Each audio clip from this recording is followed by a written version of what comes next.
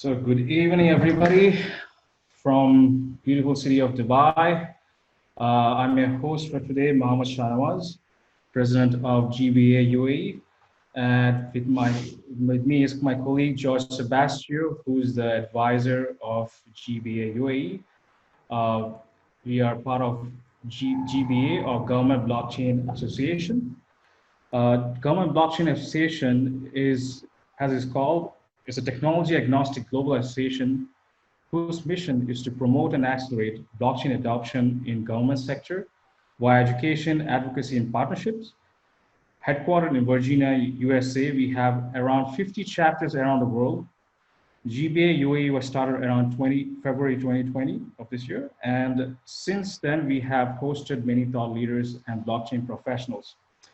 We educate by providing niche courses, for example, blockchain in cybersecurity, law, and health. We advocate the good use of blockchain by providing best use cases of blockchain around the world. And lastly, we innovate by working in internal innovative projects. One of them is new form of governance, DAO, which we are going to launch at the beginning of August. I'll tell you more by the end of the webinar. One disclaimer is government blockchain is not affiliated with any government or private entity. GBA UAE does not endorse any projects, and all information in this session should not be construed as a legal, financial, or investment advice, and should be used only for educational purpose. With that, I'm going to start today's session with a stat from the World Bank, which says that around more than 1.1 billion people in the world are unable to prove their identity and therefore lack access to vital services, including healthcare, social protection, education, and finance.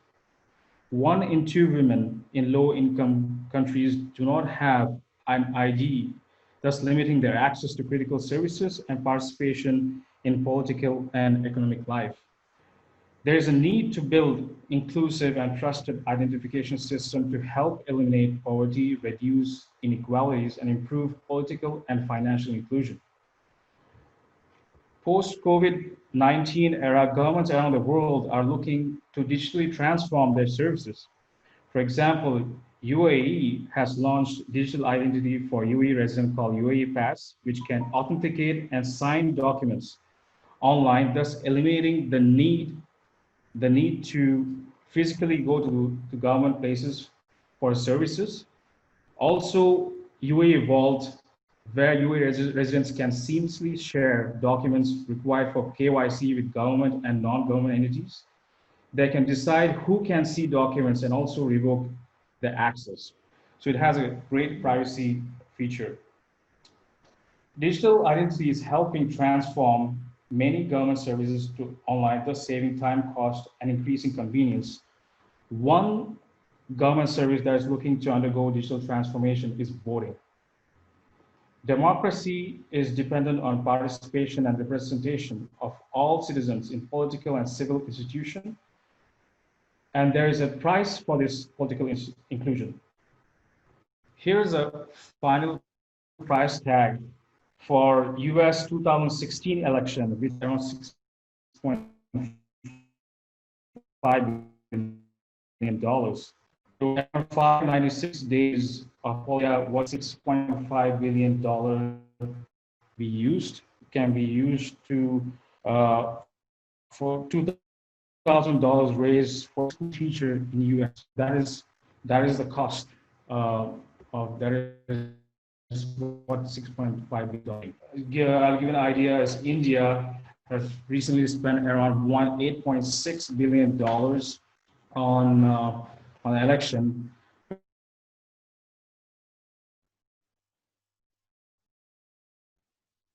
$3 a day. India's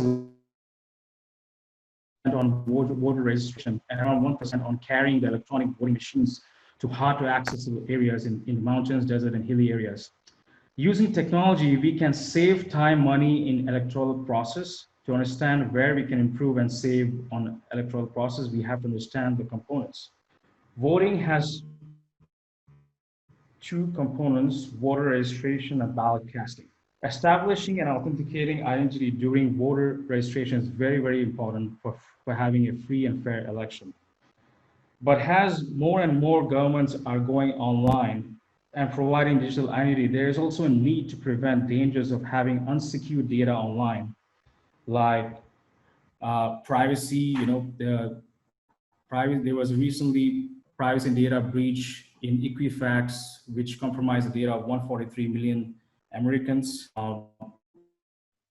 Also, is done and sell the data online. And also many companies like corporates are data mining this data.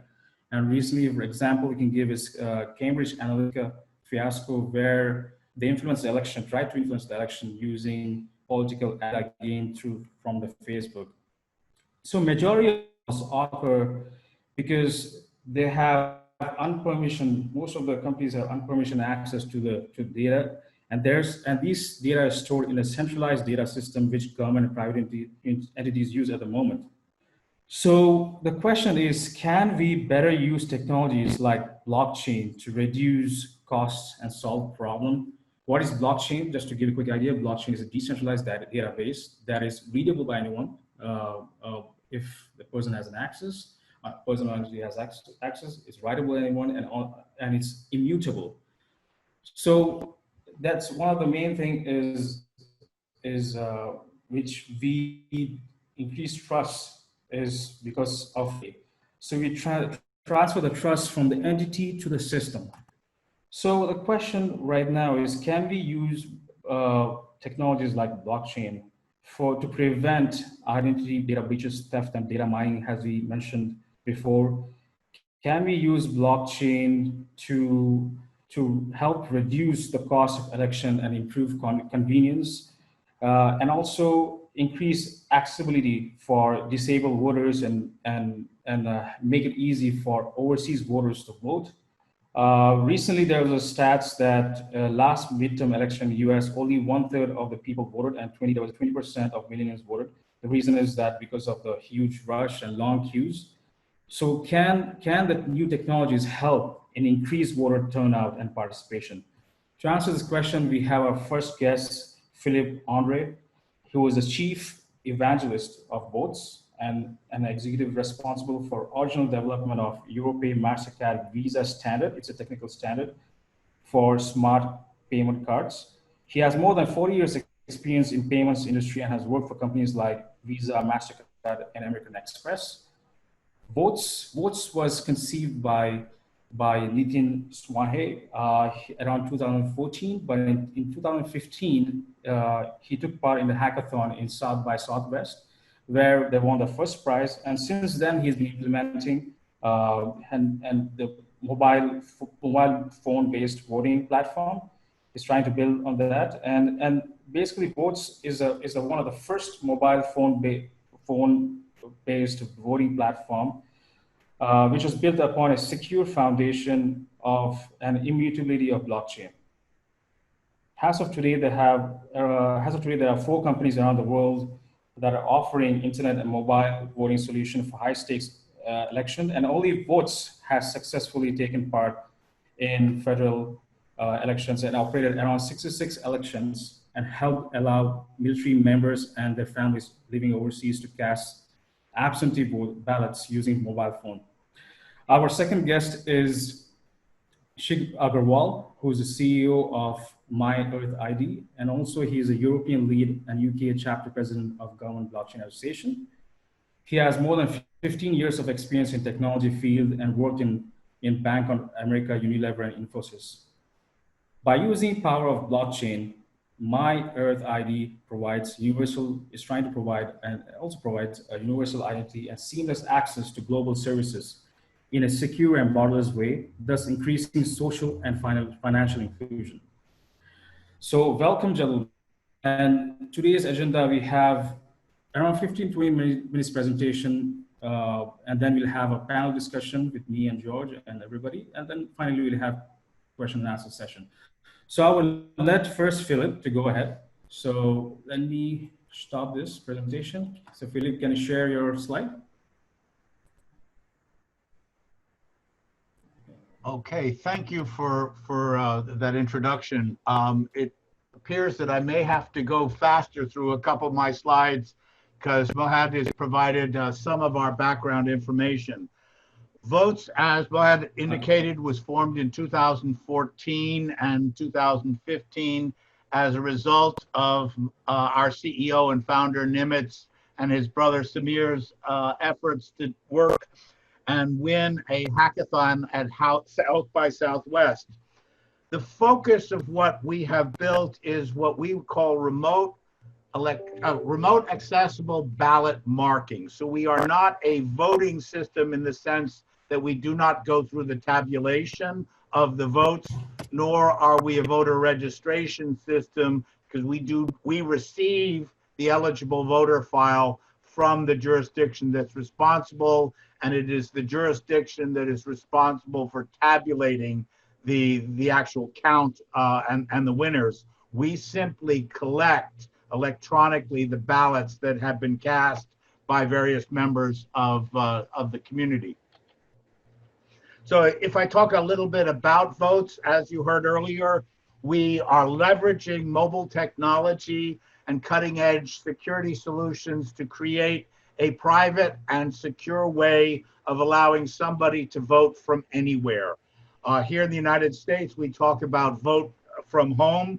Our origins are in what we call the UACAVA space, the Uniform Overseas and Civilian Population, people who are in a foxhole somewhere, do not necessarily have access to a printer, do not have ready access to a way of mailing a paper ballot back to the election officials, or people who are ambulatory and unable to arrive at the polling place and cast their vote, or struggle with the mechanisms that are currently available in a vote by mail. If I'm blind, how do I see the ballot?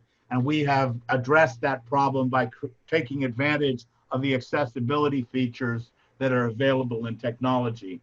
As our history illustrates, 2017, we're in a tech startup. We have seed funding. We're moving into 2018 and doing our first federal vote. And in 2019, received additional funding and are currently in the process of growing our technology, growing our marketplace, and dealing with the political and the governmental regulatory framework that sits behind all of this. As was mentioned, we've conducted 66 elections, several of them in the federal space, many of them in the town, university, and nonprofit space, where we've provided a simple form to help people with the process. Most recently, we've conducted 9 elections for the GOP, the Republican Party here in the United States, in Utah, Arkansas, and South Dakota. What we found in all of those is that the participation rate in the voting process was significantly higher than the participation that they had experienced when the convention was being held in person. So we were supporting a remote electronic convention with a remote electronic voting mechanism based on our technology. So 29 counties over 5 US states have used our solution. Our pilots have been aimed at continuous improvement, and we're focusing, as I mentioned earlier, on the disabled and the uniform overseas and civilian voter. When we look at our team, we built a team of people from a diverse set of industries. We've got people who have been involved in mobile security, network security, digital payments, and identity, which obviously are key areas when we think about where do we need security. High performance software as a services, electronic election administration. Clear Ballot is one of the election providers providing the voter registration and the election management system and product design in the sense of the user experience and the accessibility capabilities that are required to build an effective solution. So how does it work? The first step is that you are going to be invited to vote by the authority. You have registered and requested the ability to vote remotely using the Voatz application. The jurisdiction has sent you an email, invited you to download the Voatz application and go through a verification process of your device. So the first thing that the device will do when it's received is confirm the security of that device to make sure it's not jailbroken, that it has not been rooted, that there is no malware in that device, using external services to help us understand the nature and configuration. One of the experiences we had in one of the conventions is the gentleman was using a public Wi-Fi, and we would not allow him to vote using that public Wi-Fi. We required him to go to the cell network so that we would have a secure communications channel. And that was part of the efficiency of our application. In another situation, we would not allow the person to vote because we found malware on the device, and we were successfully able, through our customer service, to help him remove that malware and then vote at a later moment in time. So that's the first step. The second step is we need to verify that the individual who is an eligible voter is the person they claim to be. And we're going to use physical government documents to do that verification. Unlike Estonia, where they do have a smart card-based solution, and other economies where there are digital credentials, we're going to use the physical credential that is produced by the state where that person is registered. We're going to take a picture of the front. We're going to take a picture of the back. We're going to do a verification of the integrity of the document. We're then going to take a picture, actually a motion picture of the face to confirm that that person is living. And then we're going to compare that face to the face on the document and then bind the individual to the device that we have already bound to our service. The next step is we know who the person is. We know what ballot they're eligible to vote in. They will receive that ballot. They will make their selection. They will ultimately, as you can see here in the back, they will, when they submit, they will be asked to re-authenticate themselves to prove that it is them that is present when they submit their ballot into the system. When we look at our product features, we've got an administrative portal. We have an audit portal. We have the mobile application. For the mobile application, we're written for both Android and iOS. From the perspective of security, we require that the Android device be 8 or above, and in the case of iOS, it has to be a 5S or greater running 12. We also have a tablet implementation. The tablet, for example, I was in a conversation yesterday with some nurses at a hospital who wanted to make sure that the people who were in the hospital on the election day had the ability to vote. So the nurses would walk around with the tablet. They would do unique verification per individual, allow that person to go through the voting process, allow that person to sign their ballot, submit it, and then move on to the next. We're dependent on platform security. We do not see ourselves as a replacement. We see ourselves as a new channel. We are using blockchain, particularly Hyperledger. It is a permissioned ledger. Today, it sits at the AWS and Azure in terms of where are the nodes. Tomorrow, we would expect that the election authorities become the hosts of those nodes. So today, we need to do it for them. Tomorrow, as we expand and grow and the size of the population expands and grows, there will be the affordability of standing up the nodes. There are 32 nodes today. We are focused very much on time and cost. We know that the cost of vote by mail, which is the alternative in the remote channel, and we compare ourselves to that cost, and we're going to be able to cut when the thing is fully deployed and everybody is happy with what we're doing by half. So there's a significant savings by going to a vote by mobile device as compared to a vote by mail. And then there is an audit trail. We do believe it's essential in a voting process to be able to do a post-election audit. Part of our process actually produces a paper ballot so that we can assure the election officials that they can go back to pre-tabulation and manually count the ballots. And within our audit process, we are allowing third parties, including the consumer themselves, to audit that the receipt as received by the voter matches the ballot as input into the scanner, matches the record as stored on the blockchain. So going into a little bit more detail, I'm going to let this sit here for a few minutes and let people read. But the beginning of the process begins with the jurisdiction defining the ballot style that needs to be integrated into our environment. We're going to take that PDF and we're going to convert it into something that is displayable and usable on a mobile device. We're going to go through the administrative setup. We talk about centralization, and for us, the centralization is the authority responsible for the election. So they have an administrative portal. They are responsible defining who has the right to vote, and they are responsible for controlling the printing of the ballots and the tabulation of the ballots. So we leave that in the control of the administrative portal.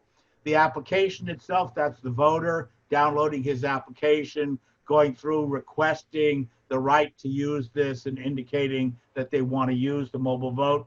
We go, as I mentioned, through an authorization and invitation process. We bind the device. We allow the voter to vote. We transmit the ballot to a central database, to the blockchain, and we return a receipt to the voter so that they can confirm as voted. And we also return a confirmation that the affidavit has been received by the election official.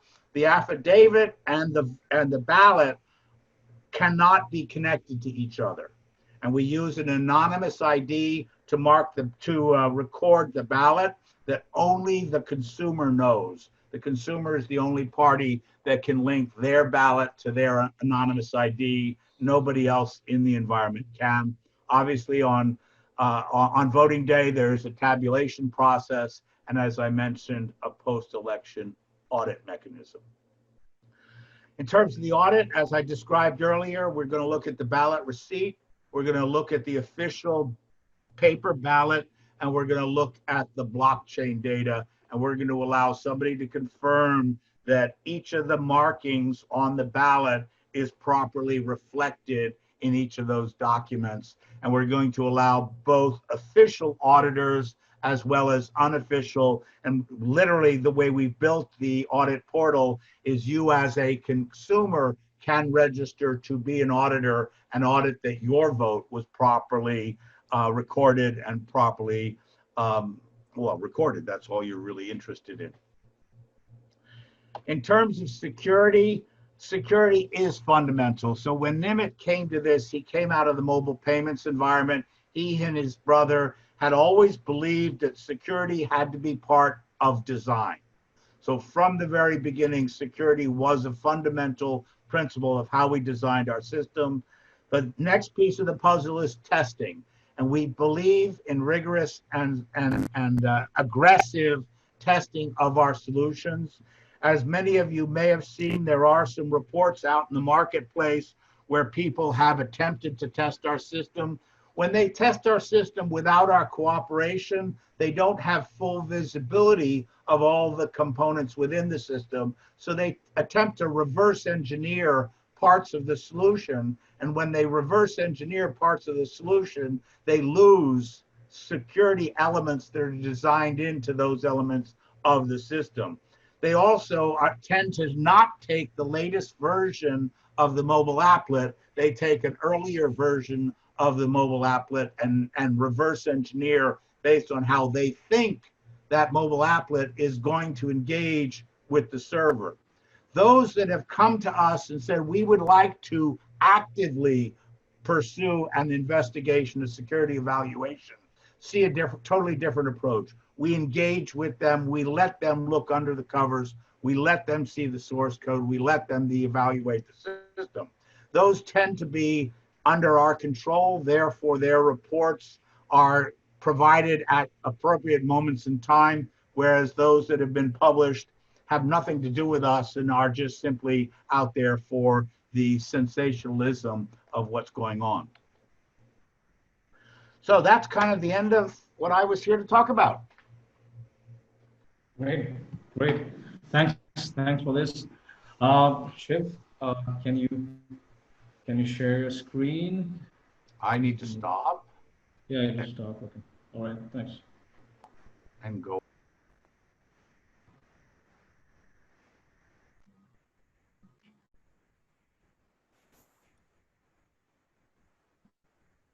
Can you? Okay. Are you able to see my screen now? Yeah, yeah.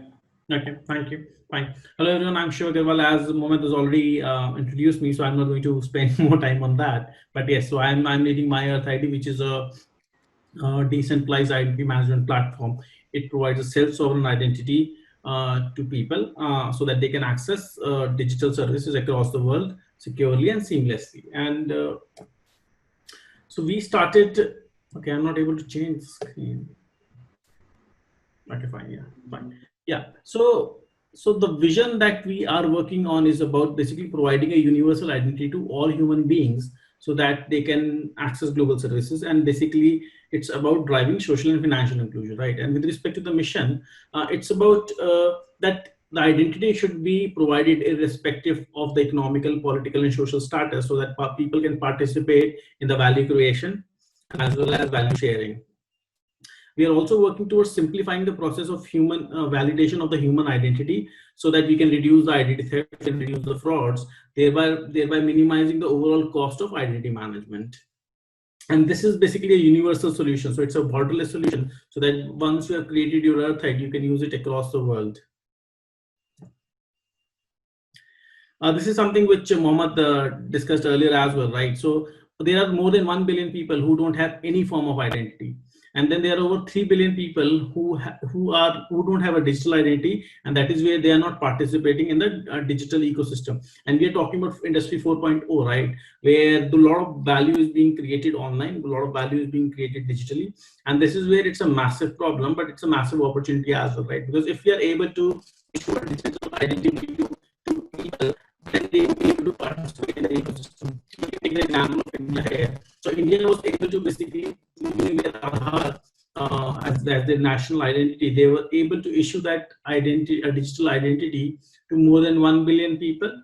And on back of that, India was able to basically open bank account for them and then also provide insurance. And this is where people who were poverty stricken or who were basically from the middle class, they were able to access, get access to finance, and they were able to basically improve their lives, right? So this is where identity is a very, very important aspect. And this is again from a World Bank report, which say that in a digital identity can actually unlock the global economic potential. And depending on which region you are from, it can basically unlock up to 13% of the GDP, right? And then you can look at basically US, it can be impacted up to 4%, in UK it's 3%, and India is 6%. And then this is where basically a digital identity is quite important to basically improve the lives of the citizens, right, or improve the lives of the people around the world. But then the problem with digital identity is that it can be stolen, right? In the sense that there can be frauds, because once you are online, once your information is on digital platforms, then it can be stolen and it can be misused. And then there are different ways of stealing information. There are different kinds of information that can be stolen, right? So your financial information can be stolen, your personal information can be stolen, the medical records can be stolen, and then even your biometric and login credentials can be stolen, right? And this is where the impact of a digital theft or a digital fraud or an identity theft is very, very huge, right? Because it has a financial impact, it has an emotional impact, it has a physical impact, and it has a social impact as well. So there are multiple aspects of the impacts that an identity theft creates for an individual as well as an organization, right? Because obviously when the data is stolen from an organization, they have a reputational as well as a financial impact, because obviously there are fines and there are other aspects with respect to theft. But when a identity is stolen from an individual, then basically they go through different motions with respect to bringing back what they had lost, right? And when we look at the problem, right, it's a very big problem. It's identity is actually a $1 trillion problem. And when we look at the data theft that happened in 21st century, when basically we have access to all the technology, even then you can look at any global platform, and then you can see that at some point in time they were breached, and then the data was stolen, right? And the data could be basically normal data, but then it's also identity data, right? And which has a bigger impact. And then you can see basically we're talking about Aadhaar, we can talk about Facebook, you can think about any big name, and then they would have been breached in some point in time. Moving on, and then there are certain other aspects also, right? So when we talk about the overall impact of the frauds, it stands as $55 trillion in 2019 itself, right? So that is a very huge problem. And then actually 7.9 billion user records were breached in 2019. And actually most of these breaches, they happen because of poor or stolen passwords. And there are other metrics also. You can take a look at this. So in that sense, there are various facets with respect to the problems with respect to digital identity, and then basically the identity thefts and frauds. Now, obviously, there are solutions in the market which provide identity solution or identity management, but then they have their own problems, right? So obviously, most of the solutions in the industry as today are centralized, and that is where they are prone to identity theft and data breaches. They are costly and complicated because obviously I think as of today, when we look at the solutions in the industry, there's a huge upfront cost and there's a high operational cost. And this is where the total cost of ownership is very high. And then the user experience is very poor, right? Because obviously what we are doing as of today is that we are managing so many different identities. We are managing so many different credentials. And that is where I think the ownership is on the user or the individual to manage all those credentials, right? And that becomes a very difficult process. Then it's also about lack of borderless identity. Most of the identity that we work with, they have a jurisdiction. It could be, let's say, with respect to an ID which is issued by the government, which has a specific usage and a specific application. But then also there are certain identities which are issued by, let's say, an organization or an online platform. For example, my LinkedIn ID is basically used for LinkedIn. My employee ID is basically applicable within my employer space. So this is where every identity that we have or we carry, that has a jurisdiction, and this is where it becomes another problem. And this is where we need something which can basically make our data work, right? Because of the identity being border, because the application of a jurisdiction, the data is not necessarily moving with us, right? So the data sits in silo. For example, if I have a healthcare problem which I'm basically consulting in UK, and then if I'm traveling to US, then that data is not traveling with me, and this is where the data silos are created. Then a lack of reliability question. So when we talk about the financial sector, we have a credit score, which basically kind of measures my financial health, and on basis of that, organizations are able to basically offer services. But then that is not applicable to identity, and that is where if we can have something of a score which can basically kind of work as an alternative credit score, it can basically tell how strong my identity is, then people would be able to access better services or even finance, and then the organization will be able to use that reliability quotient to borrow their services. And lastly, it's about compliance, right? So we already know about GDPR, which is basically applicable in Europe, but then every other country is coming up with their own data protection guidelines.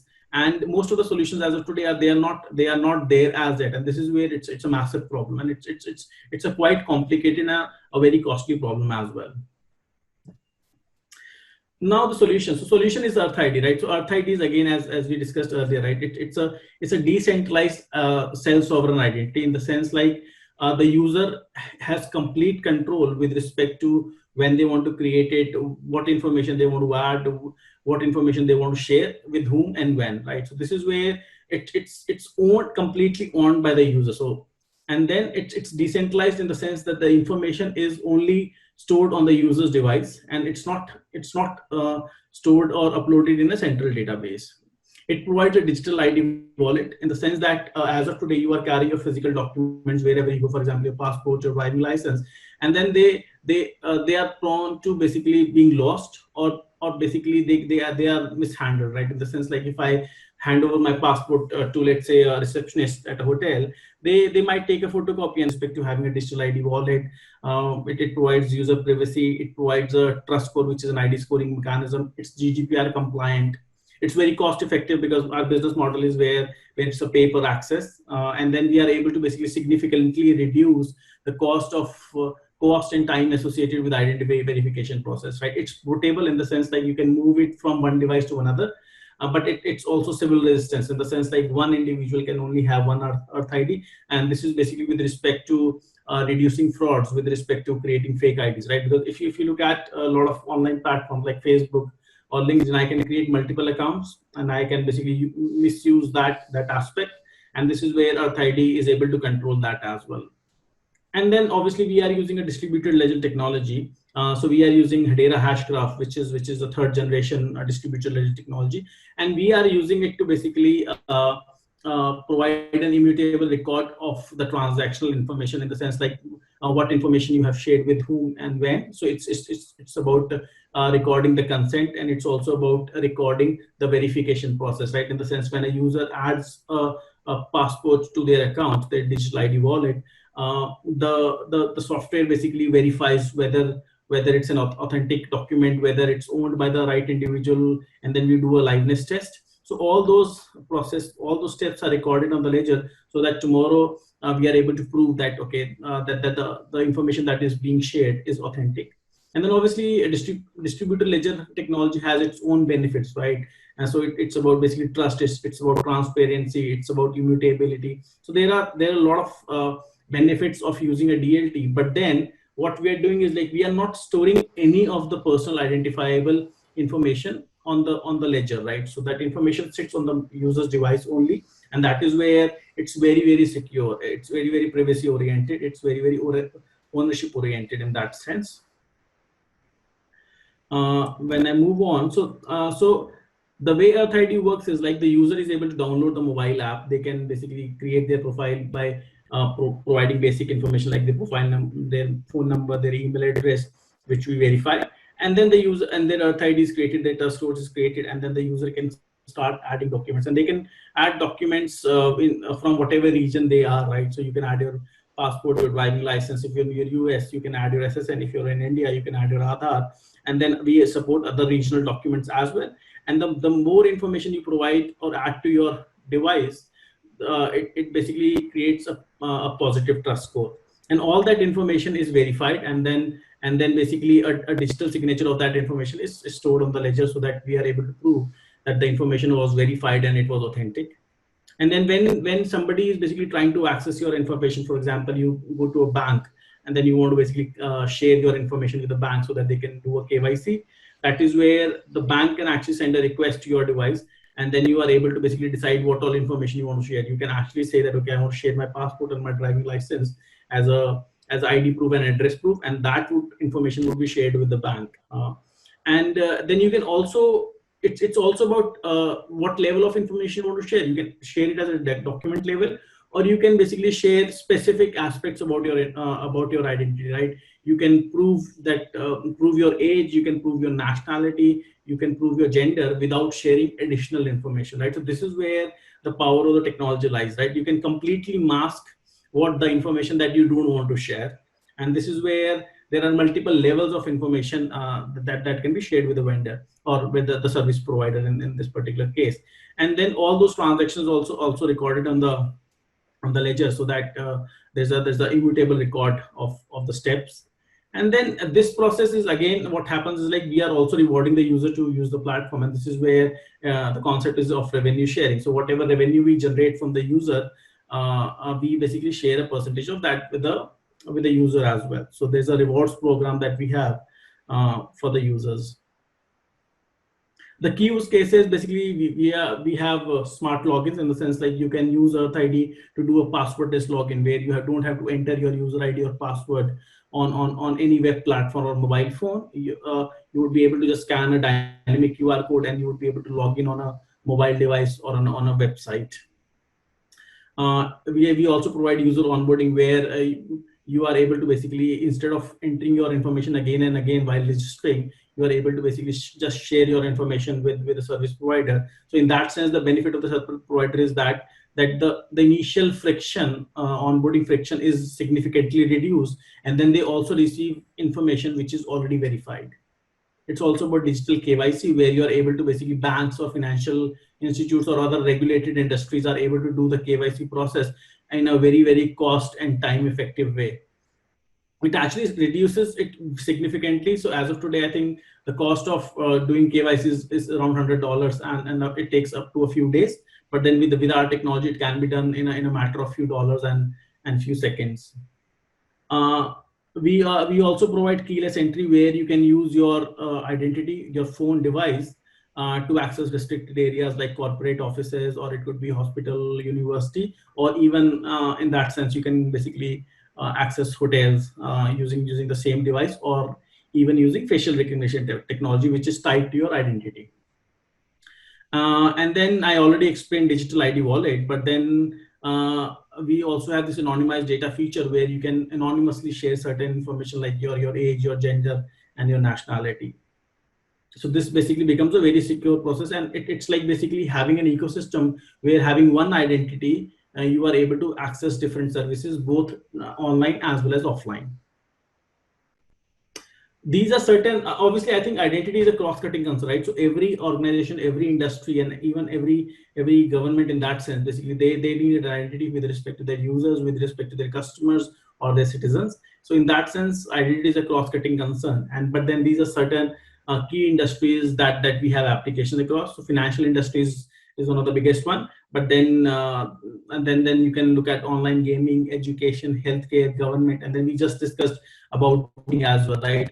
It could be, when we talk about government, it could be voting, it could be vital records, it could be your land records, ownership. So I think in that sense, there are the applications are numerous, and then the impact of having a digital identity which is self-sovereign in the nature, then basically you are able to drive social and financial inclusion, and you are benefiting both the user as well as the organizations or the service providers or the governments.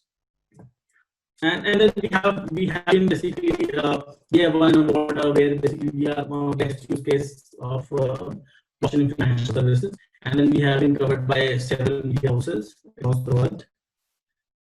That's all. Yeah. So any further questions, I'm happy to address, and this is my mission here. Thank you. Thanks, Shiv. Thanks, Shiv, for the presentation. So we're going to have a Q&A session. Let me get back the screen. So yeah, we have the screen. So we're going to start with the first one I ask. Let me just see what is the chat saying. So yeah, George, are you unmuted? Okay, just a moment. Again, George is muted for some reason. George. You have to allow participants to unmute themselves, so that's the problem. So no, I make you co-host. I don't know why he left. All right, now it's better. Okay, so the first question I would start with Philip. In the payments industry, You're breaking up. I can't hear you. and you were responsible for technology in Europe too. So, You have a poor connection. I could not hear you, the question. okay, so the question is, I want to start from the beginning. You were in the payments industry for more than 40 years, and you worked for American Express, Visa, and Mastercard. What attracted you to the blockchain field? So back in 1994, I had the opportunity to meet a man named David Shom, who many of you may have heard of if you've listened to many of the podcasts. And David explained to me the value of a digital signature and a digital certificate. At the time, he was running with something called DigiCash, and as the Director of Information Technology at EuroPay International, we were very interested in what he was doing and also what he was doing with a particular operating system that he had developed. When the world started talking about blockchain, I got interested in understanding how this technology had evolved. And I began to ask an interesting question. And that question was, what's inside the block? The cryptography, the idea of chaining, the idea of hashing, the idea of digital signatures, all of that made perfect sense to me and I understood it. The idea of having multiple copies of a database, I understood. What I needed to understand was, how are we going to govern what's happening within a blockchain? So that's what got me excited about it. What was happening with Bitcoin and the cryptocurrencies, having worked in a trading environment, for me, that was a whole bunch of speculators trying to make money by manipulating a marketplace. What was happening with those people who were dealing with the concept of trust, that excited me, because when you get into an environment where you don't trust the middle, so MasterCard, Visa, our members trusted us, so we were trusted at the middle. But when I take myself out of that environment, I have to beg the question, do I trust the mediator? And the blockchain gave us a mechanism to address the challenges of not trusting the mediator. I think what disturbs me about blockchain is often we think it's the panacea. And we think we're going to replace the mediator, but we forget the governance model that sits behind what's inside the block, which is what two or more people agree to do. And if there's a central governance, then what's wrong with a central database? If there is a collective governance, then a distributed database makes perfect sense. Great, fantastic. Shiv, you're there? Yeah, I'm here. Yeah. So what, you were in technology field for quite some time, in quite different companies, and then what made go and start your own venture in blockchain? That's a very interesting question, actually. So I was working in different regions in different technologies, and then in 2014 I started my own consulting company, which was about basically providing consulting in niche areas to organizations like Unilever and other big blue chip organizations, and then working with their CXOs to help them basically create their technology roadmap, and then that is when basically I came across this basically blockchain as a technology and as an industry, and that is where it piqued my interest, and that is where I started exploring at what this is about, what kind of use cases can be solved. And then actually, and also since I come from India, so my background is basically obviously I'm India based. I'm not based in India, but yes, I come from India, right? So in that sense, and then that is where actually the concept of Aadhaar, the concept of DigiLocker was also being discussed and being implemented, and that is where I came up with this idea that if we bring those things together, that could be revolutionary, right? And that is where basically EarthId was born. So it was about how do you take a revolutionary idea like a digital identity for everyone, and then how do you use basically that the concepts of decentralization, the concept of blockchain, the concept of DLT, and then how do you bring all those things together to create something which is global in nature, and then which can basically help human beings to basically improve their lives. Great, great. So I'll start the session with the themes today. I'll ask. So I'll start with the present condition. Do we have, as we have pandemic? One question I ask is, how is the current situation helping governments to accelerate and adopt blockchain technology? Because, for example, in Dubai, in UAE, I mentioned we are accelerating the adoption of UAE Pass and UAE Vault. There's a huge need for governments are understanding the huge need of digital transformation. How is this present situation, the pandemic, helping out in your field? Are the governments more interested to adopt? Are the private entities more interested in adopting, for example, the solution? So, Mohammed, is that a question for me? Yeah. Okay, fine. So I see as so with this, so with my association with the GBA, what I've seen is like across the world, actually the adoption of blockchain is better with the governments and public services, because I think you can take example of Singapore, you can take up example of India, you can take example of certain parts of Europe, where the government is quite open with respect to basically experimenting with this technology. Right, and now I think till few years back, I think the biggest challenge with respect to adoption was that there were so many ICOs and there were so many different frauds, and that had kind of tarnished the image of the industry. But then what has happened now is like, because all that has gone away, and this is where the focus on the innovation is back, right?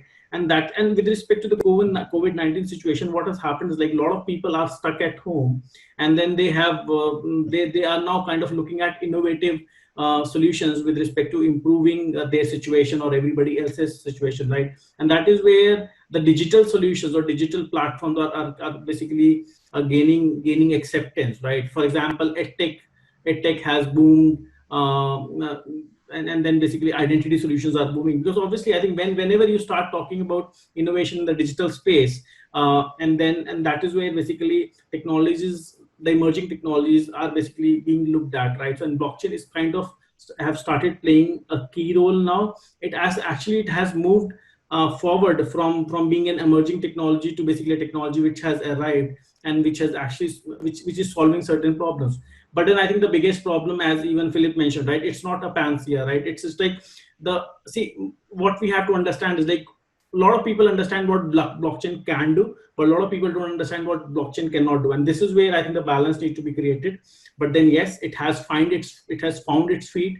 And then with respect to COVID-19 also, right, there are certain solutions being discussed about how do you basically securely enable people to go back into the workspace, right? So there are discussions about verifiable credentials with respect to your health, with respect to your vaccination status. So in that sense, blockchain is basically a potential solution to these kind of situations. Great. Philip, just this question is to Philip. We have, I mean, US is going to have elections in November 2020, and I believe that overseas voters and also those people who absentee voters and those who are disabled, they're sent through ballots. But you mentioned that there are problems with this. Do you think governments are now open to adopting in mobile-based in voting?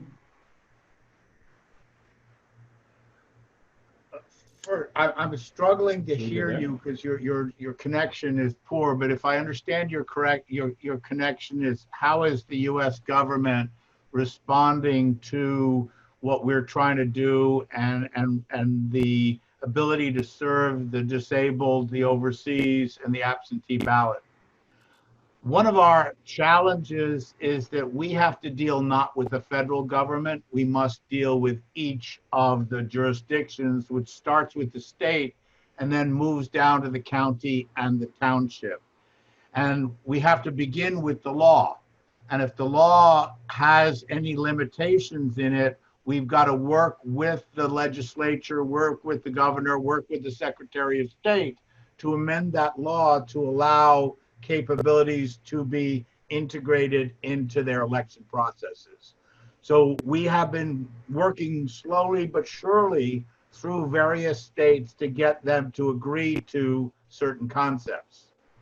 At the same time, elections are political. And because they are political, and those of you that have been possibly reading the American news are aware that our president and our attorney general is very concerned about vote by mail. So there is noise around the ability to use the vote by mail channel. So you've got that sitting out there. On the other side of this thing, election officials are a scarce resource with a limited budget. So they're sitting out there saying, I've got to figure out how to deal with COVID. And for them, that's all about social distancing. That's all about counting the number of polling places that they will have available. That's figuring out if they're going to do vote by mail, how do they handle vote by mail? So bringing in another idea on top of what is already a complicated space creates greater complication.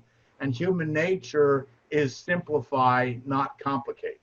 So we're having an interesting dialogue as we try to deal with the political problem, the regulatory challenges, change, and the fact that COVID is sitting out there causing everybody to try to figure out how do we make sure we can have an election. Great. John, questions?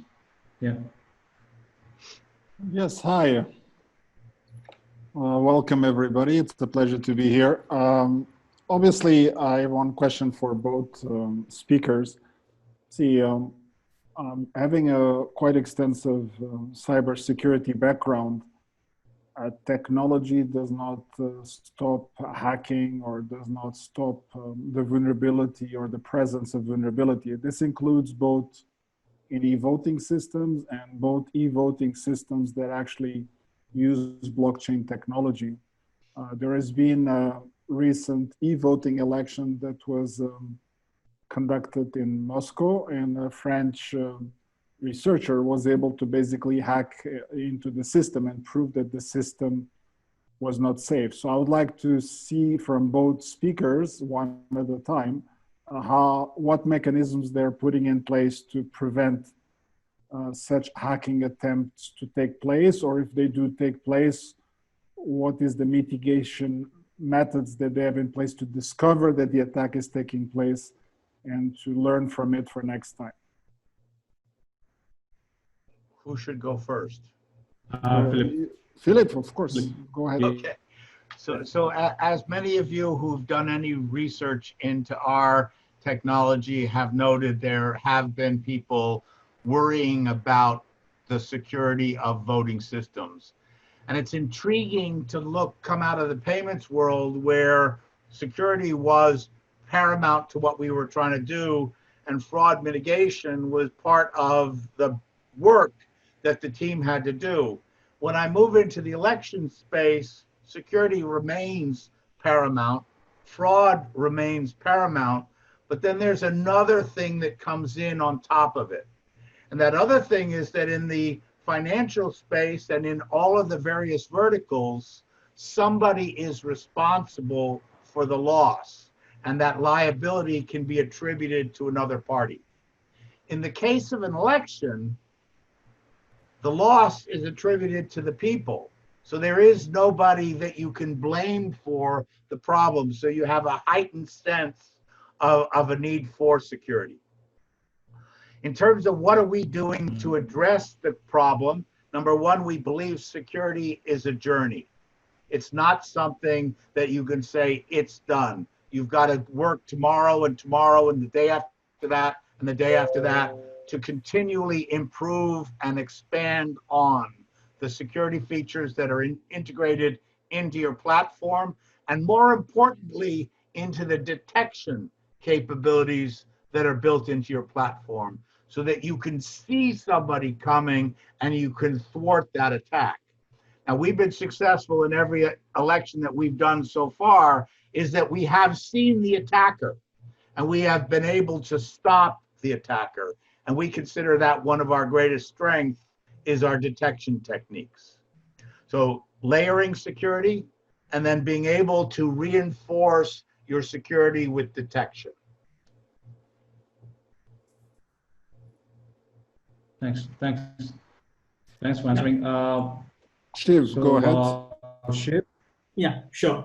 So I think Philip has basically answered it in a very organized way. But I want to add a few more aspects to this. So basically, when we talk about the security of the information, right? It's a multi-level problem, right? It's also about how the individuals handle their information, right? Because sometimes obviously we put a lot of onus on the system with respect to how the cyber security is provided and how the system is secure and the layers of security that is being provided, which Philip kind of addressed. But then I think it's an evolution, right? Because as the technology is maturing, as we are getting better and better technologies, the hackers are also getting smarter, right?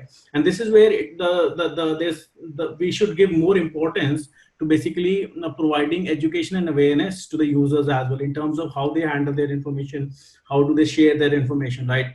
And this is where basically that is one of the things that we are talking about, which is respect to self-sovereignty, right? In the sense like, how do you own your information? How do you control your information? How do you share your information in a secure and a controlled fashion?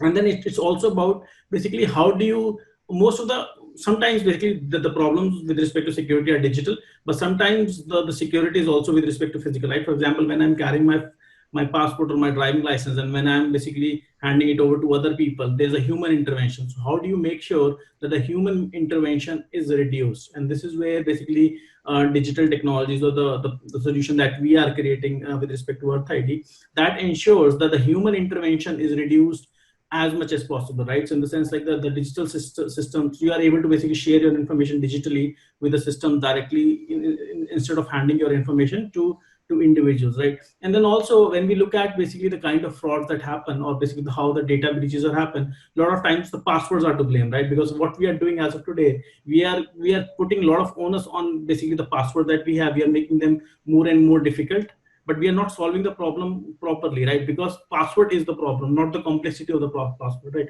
And this is where basically our platform provides passwordless login, where you don't have to remember anything, you don't have to create a strong password, you don't have to provide a user ID, you don't have to do CAPTCHA. And this is where, because see, what we were trying to do was we are basically taking an old technology and we are trying to put more and more onus on that, and you're trying to basically complicate that again and again, right? And this is where it's about taking a step back and looking at whether the current security mechanism, whether that is really needed or not, right? Or whether that is the right solution or not, right? So instead of just doing patches, you can actually take a step back and then you can create something which is truly innovative and which is truly secure. Yes, I like have Jörg, if I may. One of the interesting things as Shiv was going through his process, he talked about removing the human being from the process, which I think is a superb way of addressing security. What we find in the election space is there are academics who claim that the gold standard for an election is a hand-marked paper ballot, manually tabulated. So there's an interesting dichotomy between the quality and the security of a digital environment versus the belief of computer scientists. Actually, this brings me to my next question, because the traditional elections, and I would like to also, of course, have both speakers to give a chance to answer that, have two essential elements in them that are quite unique and have been quite visible for many years. The first one is what I call voter secrecy.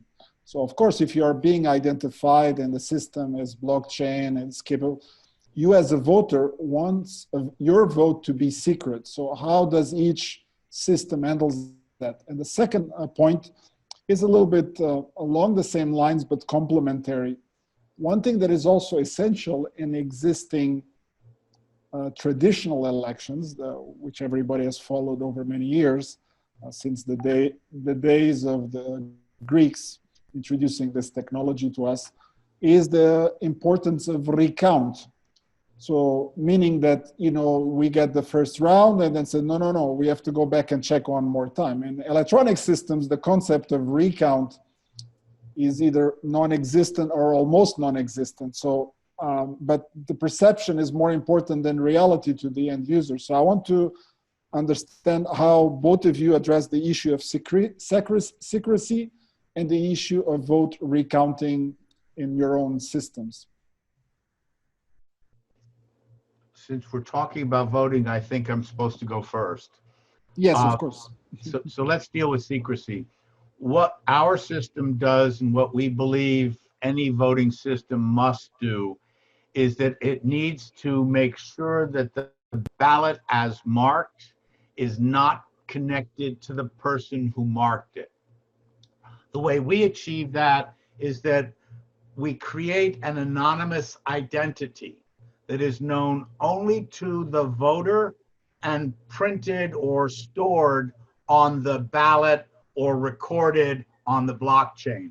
That anonymous ID provides the secrecy of my identity.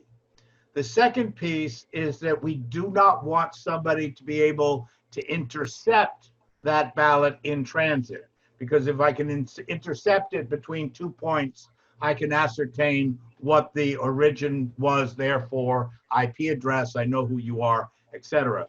So we're going to double encrypt the ballot as it traverses the network and as it is stored in the various environments.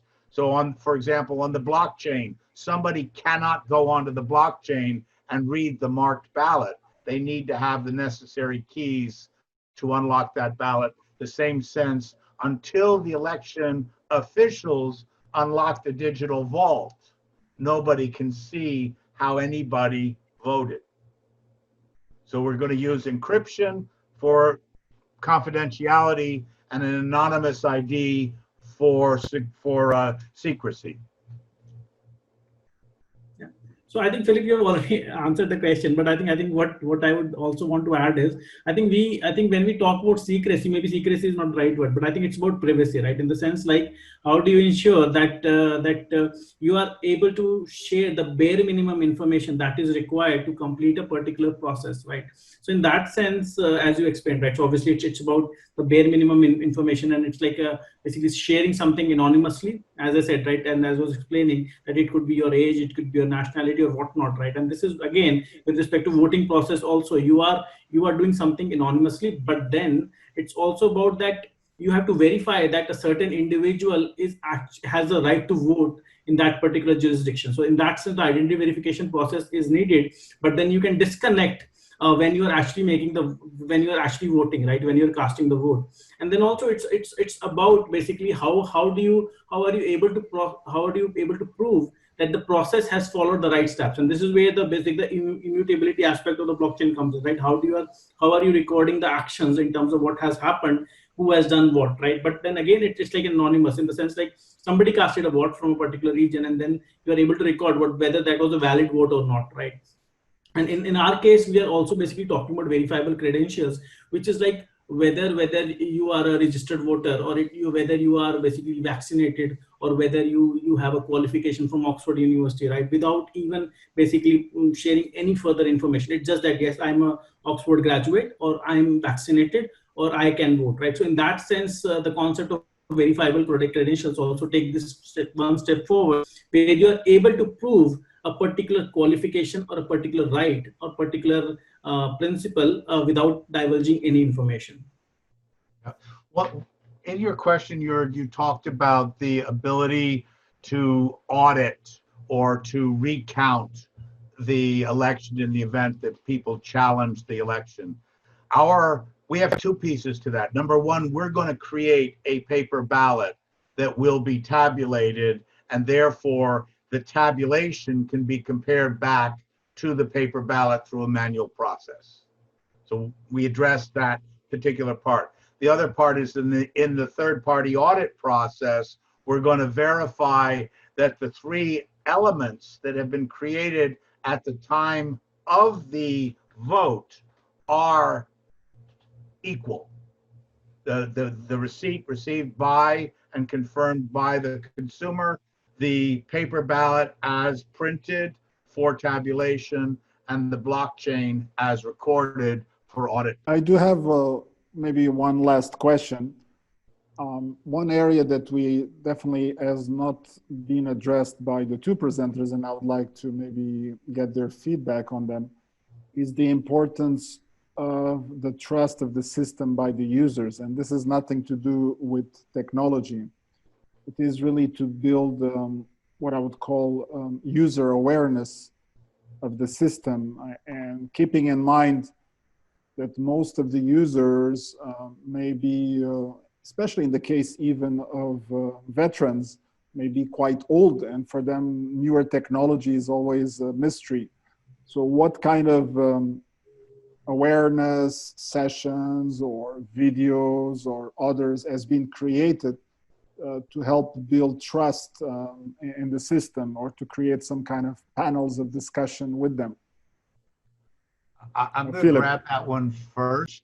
Our oldest voter is 107 years old, and she successfully used a tablet with the help of her helper to vote. And she found it very simple, very efficient, very effective in terms of process. In terms of how do we help the voter, as part of the registration process, we give them a dummy ballot. And we allow them to use what's the equivalent of a poll to test out the application so that they can experiment with how they would mark their final ballot. Yeah. So Shiv? practice makes perfect. I think it's a very important question, and with respect to digital identity, it becomes even more relevant, right? Because obviously, I think when we are talking about a digital identity, we are not talking about we are talking about everybody, right? In that sense, and we are not necessarily talking about experts who can basically understand blockchain or who understand wallet in that sense, right? And this is where what we have tried to do is, like, we have tried to keep our technology as simple as possible with respect to the usability. And then the technology aspect with respect to blockchain, decentralization, they are all in the background, right? And even when we are basically talking to users, we don't necessarily talk about these kind of aspects, because this is something where the cybersecurity experts, they start asking these kind of questions, right? In terms of what are the different layers of security. So what we focus on with respect to our conversations or the videos or the session, the material that we have created, it's about how the platform is easy to use, how the information is handled, and then how you are as a user and the owner of the information are in complete control. And we usually talk about, as of today, how the information is handled by other digital platforms in terms of being stored in a database, versus how your information is only on your phone, and then you are in complete control, and nobody else, even I as the owner of the company, I cannot even look at the information that you have basically added to your EarthId app. So this is where you have to speak the language of the person that you're talking to, and you have to ensure that they are comfortable in using that technology, and that we put a lot of focus on that. Thanks. The great answers. I want to quickly move into the nodes. You mentioned, Philip, you mentioned you have like 38 nodes, and I would love to know how many nodes you have, Shiv. And second question is, the blockchain system was made so that there was transfer of trust from single entity or many entities to the system, right? So why to have a node?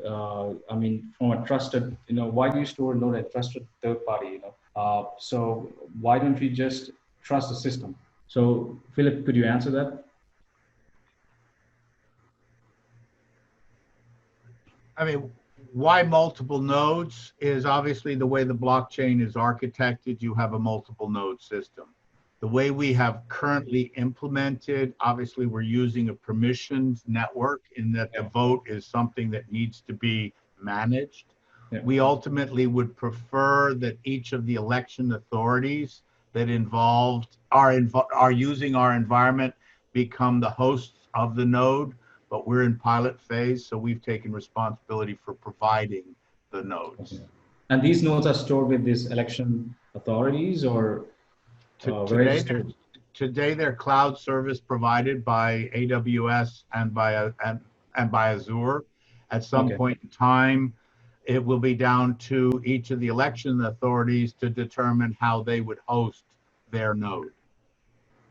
Great, great. They could host it in the cloud, they could host it in the data center. We are not going to dictate. We will simply require, from a governance perspective, that everything is done to a certain standard. Great, great. Shiv, what is your case? How many nodes do you have? And so we are using a public ledger, and then which is basically Hedera hash graph, and then those nodes are basically run by their governing council. But then I think I wanted to highlight a key aspect here. So we are achieving decentralization of the information by not by the blockchain or the distributed ledger technology. It's about by the virtue of the information being sitting on the individual's mobile device, right? So in that sense, we are achieving the decentralization, but then we are using the distributed ledger technology, or some people as they understand blockchain, is basically with respect to immutability, with respect to the security of information in transit, right? And that is where we are using Hedera hash graph, and then they have their governing council who are running the nodes, and they are reputable organizations who are running the nodes. But then we are also putting a lot of focus with respect to the interoperability, right? Because we are building an identity platform which is global in nature, and we would want basically to everybody to be able to have an identity with us. And this is where our platform is architected in a way where it can be basically operated with different types of blockchains as well, right? So as we move further in this technology and in this industry, interoperability would become very, very important. Great, great. I just have few questions left before I take questions from the audience. I want to go with Shiv first with the business model. See, at the moment, we're using Gmail for free and Google Maps for free because it's literally free, but they're using our data. They're mining our data to show ads and all that. But with SSI, self-sovereign identity, they won't have a chance to mine the data, because the moment you log out, they won't have anything. So in this case, how would the business model work? Would the users pay to use Google Maps, Gmail, and Hotmail? How would SSI help in this situation?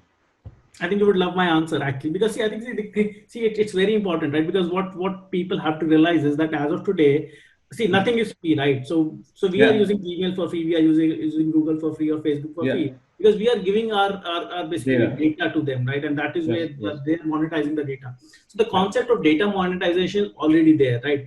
But that is being applied by the organizations, and this is where we are turning the tables, and we are saying that self-sovereignty is about owning your own data and then being able to monetize it, right? So with EarthId, what you're able to do is, like, when you're creating your identity, you are owning it. And when you're sharing that information with other organizations or service providers to get access, that is where EarthId generates revenue from the service providers, and we basically share a percentage of that with the users. So in that sense, users are actually kind of monetizing their data with EarthId, right?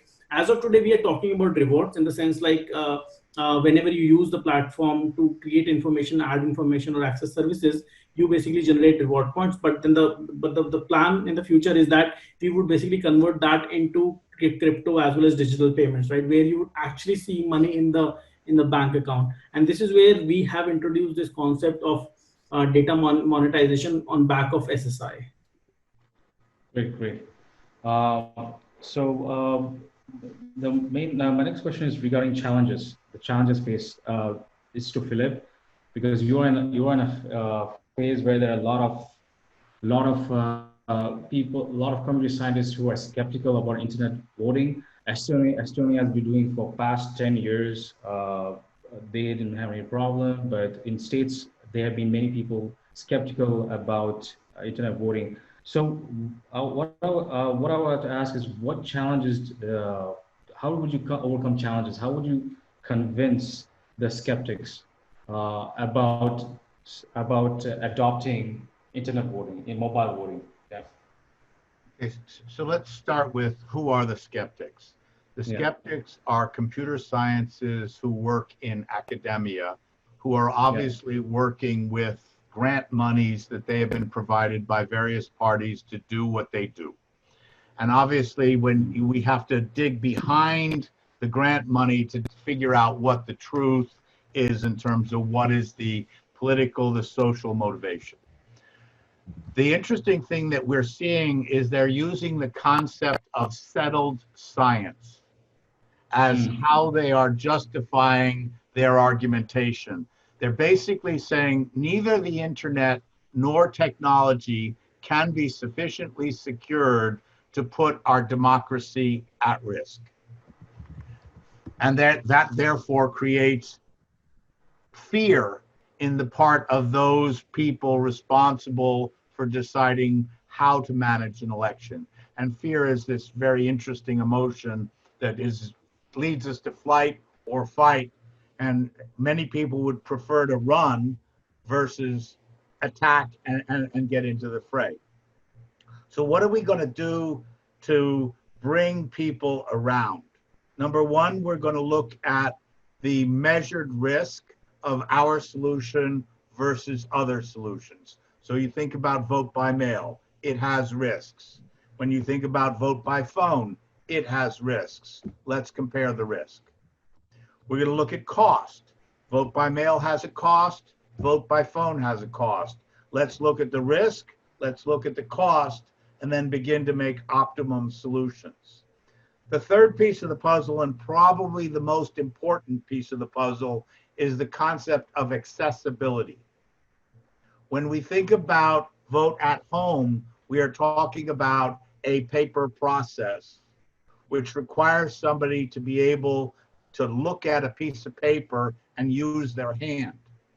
I've already identified two disabilities that would cause somebody not to be able to vote. They are blind or they have no arms and legs. And those kind of people exist in this world. And then you add to that the third piece of the puzzle, which is they can't get to the voting place because we have situations in this country where certain parties don't want to allow people to use vote by mail. And then you wonder why. And I will leave that as the end of my question, of my response. Okay, great. So I'll take some questions now from the audience.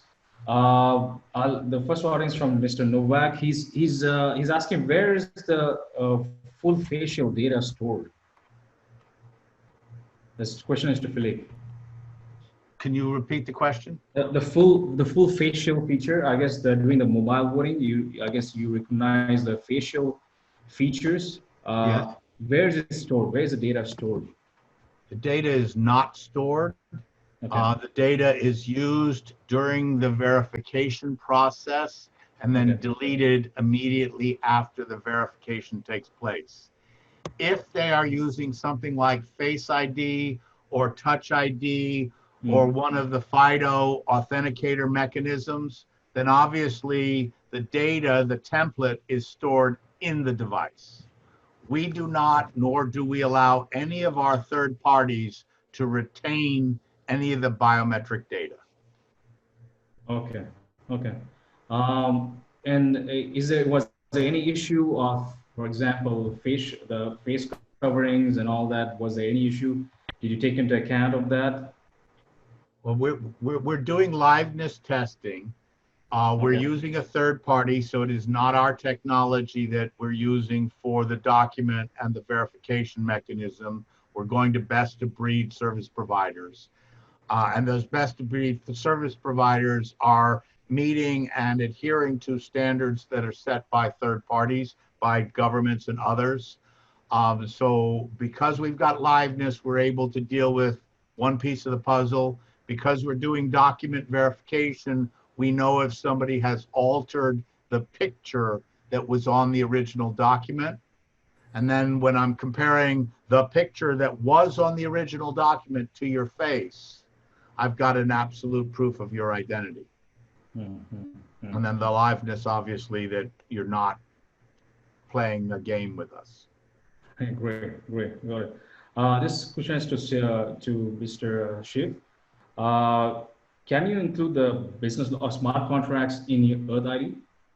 Yeah. So basically, see and this is where we are using DLT for, right? That is the exact purpose, because there are a lot of verifications that happen. There are a lot of legal aspects with respect to identity, and then all those things we are basically using smart contracts for, right? Even with respect to OTP verification, because sometimes when you're verifying your email or your phone number, we are using OTP, but then the normal OTP technology is not safe. There are so many frauds that have happened using OTP technology, and this is where we have an additional layer of security using smart contracts, where the OTP that is being generated, it's being generated by the smart contract, and it's being verified by the smart contract. And also with respect to what information you are sharing with whom, all that passes through a smart contract. So we are using smart contract as an additional layer of security for a lot of processes that we have. Great. So the second part question is again to Shiv, is custodial access allowed? For example, controlling the access for the elderly, father's account or mother's account. Can you use custodial access? So not in the current version, but yes, this is on the roadmap, because also it's a very important aspect with respect to teenagers, with respect to elderlies. So we are basically, so in the next version that we would launch in the next year, we would have this custodial aspect as well. Great. George, you have any question? One last question. Yes, it's an interesting one. In the experiences that we've had in voting, one last issue that remains with the users is they would like to see this e-voting to be introduced in a democratic way rather than an undemocratic way. What do I mean is people would like to vote to see this system be put in place rather than this system being imposed on them just because the technology is possible. What has been your cases where people have actually gone and voted, yes, we would like to see e-voting as the next technology to be used? Philip? We have not gone out to the public and forcefully asked them what they want to have done. Obviously, that would put us at risk with the client, who is the jurisdiction who is now managing the election. We have gone to the market with polling data to see if there is interest on the part of the voter to use this kind of technology, so that when we're talking to the jurisdiction, to the democratically elected representatives, we can demonstrate to them there is interest on the part of the consumer in using this kind of process. It's very much like the problem with blockchain. The technology is great. The key is the governance. And right now, voting is governed by the government. And until we get the people to be totally in control of the democracy, then there's always going to be the elected official who gets to decide. I would like to add, Philip, my research team have found that after you had elections in Utah and Denver, right? Yes. And after that, you had a poll or survey, and Yes. there was quite a nice feedback that people would love to have.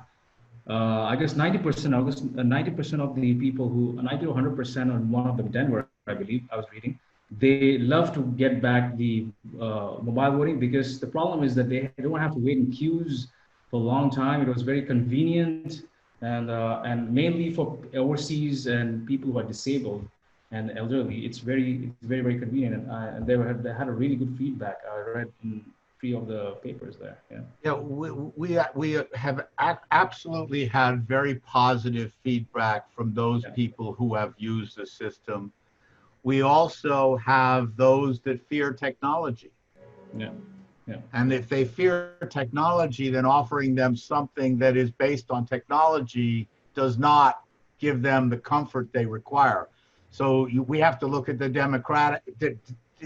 demographics of the population, and we do not want to force electronic voting or mobile phone voting on the population. We want to offer it as an alternative. There are some people who believe the right way to vote is at the polling place. And we do not want to disrupt their belief that that's the right way to vote. We want to offer an alternative to those that would like to vote from home and would prefer not to vote on a piece of paper. Thanks for everybody. We are out of time. So before we leave, I just want to make a small announcement. On July 29th, we're going to have DAO. What a DAO, as I mentioned earlier, is DAO stands for Decentralized Autonomous Organizations, where instead of having management team decide the direction and goals, in GBA, we're going to start a DAO starting in around August.